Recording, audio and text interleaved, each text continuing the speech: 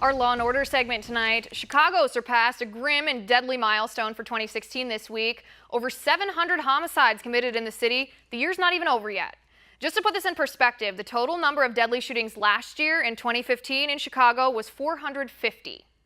Joining me now, nationally renowned forensic criminologist and author of The Truth Behind the Black Lives Matter movement and the War on Police, Dr. Ron Martinelli. Dr. Ron, thanks for being here. No problem.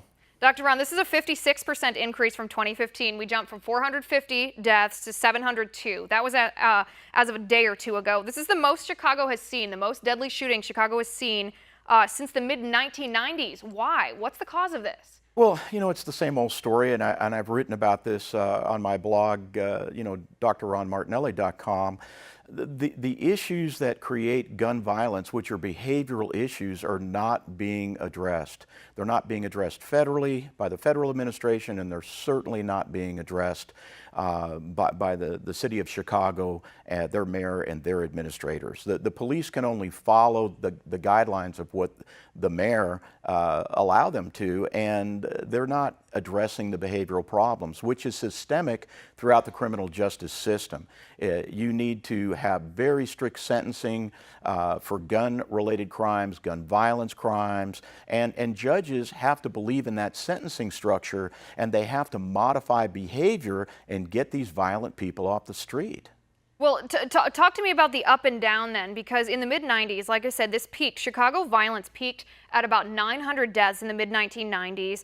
Then it was at 704 deaths in 1997. Then it went drastically down. Now it's going back up again. What changed politically or policy-wise in the city to cause that difference?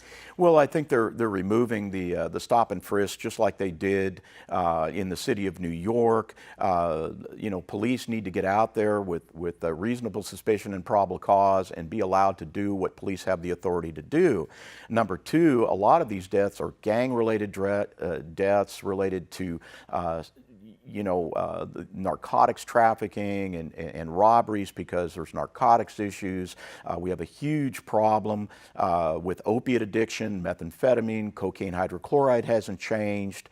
And so we have just a lot more addicted people, a lot more people selling drugs.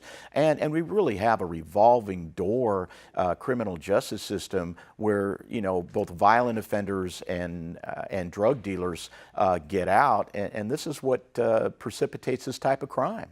Right, right. No, it's very interesting, and it goes back. We talked about this in the segment right before about the political environment that doesn't allow a real solution to be brought to the table. We were talking about it in relation to refugees. I think it applies here too. This is a time to put politics aside and start saving these people's lives, not worrying about your own political future.